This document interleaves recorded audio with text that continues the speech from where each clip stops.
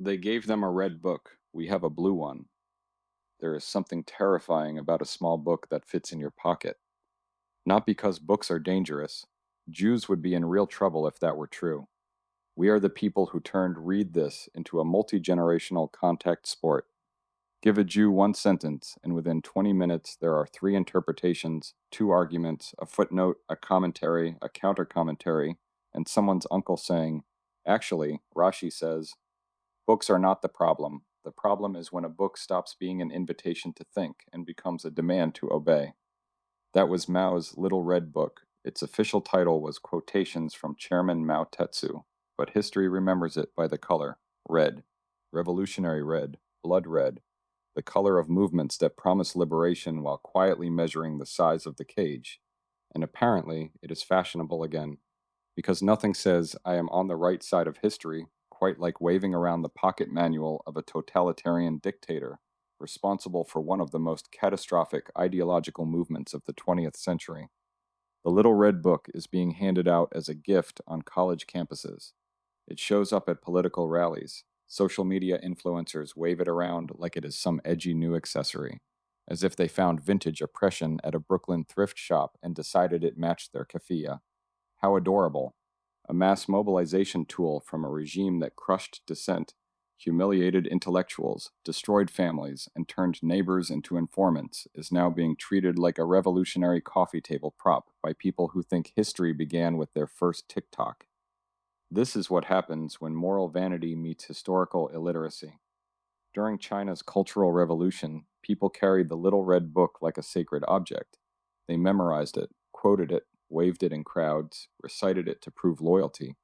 It became less a book than a badge of ideological survival. Not, I have read and considered these ideas. More like, please notice I am holding the correct object and saying the correct words, so perhaps today I will not be denounced by my neighbors. It made obedience feel like virtue. The Little Red Book did not teach people how to wrestle with truth. It trained them to repeat approved sentences. It reduced morality to loyalty. It turned a political leader into a prophet, ideology into religion, and disagreement into heresy. And once disagreement becomes heresy, cruelty always finds a uniform. Yes, I know. Different culture, different century, different regime. But human beings have not changed that much. We still love simple answers. We still love belonging. We still love chanting in groups and pretending volume is the same thing as truth. The Red Book understood something powerful. People need words.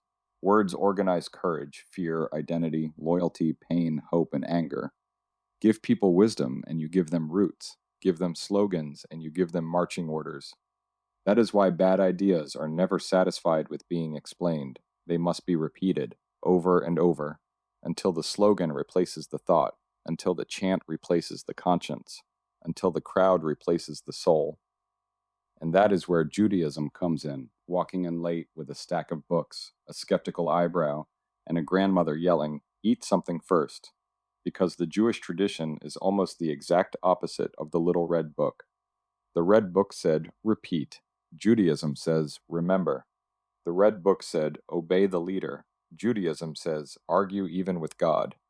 The Red Book said, erase the past. Judaism says, sit down every year at the Seder table and tell your children exactly what happened, even if they roll their eyes, especially if they roll their eyes. The Red Book said, the revolution is everything. Judaism says, life is sacred, memory is sacred, truth is sacred, and no government, mob, emperor, king, activist, professor, or influencer with a ring light gets to replace God. So I have been thinking, maybe it is time for a little blue book, not blue as in partisan politics. God help us, we have enough of that. Blue as in Tekhelet, the ancient blue thread of the tzitzit. Blue as in the talit, blue as in the sky, blue as in the Israeli flag, blue as in memory, covenant, dignity, and survival. A little blue book would not be a Jewish red book. That is the whole point. It would not demand conformity. It would inspire courage. It would not worship a man. It would honor a people, a tradition, and a moral inheritance older than every empire that tried to bury us. It would not tell people what to chant. It would remind them what to carry. Inside it, I imagine selected Jewish quotes and teachings that have held us together through exile, persecution, loss, rebirth, and the endless, exhausting stupidity of people who discovered Jewish history yesterday and already want to explain it to us. It would quote from Torah, "Distance yourself from falsehood," not avoid falsehood when convenient. Distance yourself from it. Judaism does not treat lies like harmless opinions wearing cute shoes. Lies are spiritual pollution. They warp the soul, poison communities, and turn decent people into useful idiots for dangerous causes. And today, that matters, because every fashionable movement has learned to wrap lies in moral language. They do not say, "We hate Jews," they say, "We seek justice." They do not say, "We deny Jewish history," they say, "We are decolonizing." They do not say, "We oppose Jewish self-determination," they say, "We stand with the oppressed." Same old hate, better graphic design.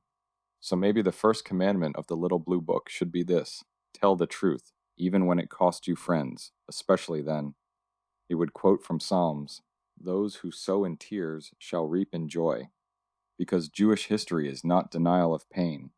It is the refusal to let pain write the final chapter.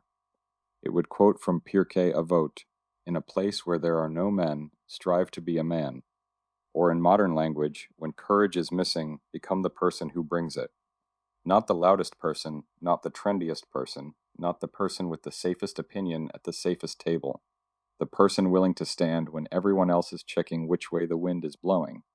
It would quote from the Haggadah, "In every generation they rise against us to destroy us." Not because Jews are paranoid, because Jews are literate. We read the fine print of history. We know what happens when polite society starts making excuses for people who want Jews gone. It would quote the Shema, "Hear, O Israel, the Lord is our God, the Lord is one." 6 words that outlived Pharaoh, Rome, the Inquisition, the Nazis, the Soviets, and every genius who thought Jews were a temporary inconvenience. It would include Yiddish too, because a Jewish book without Yiddish is like chicken soup without salt. Technically possible, spiritually suspicious.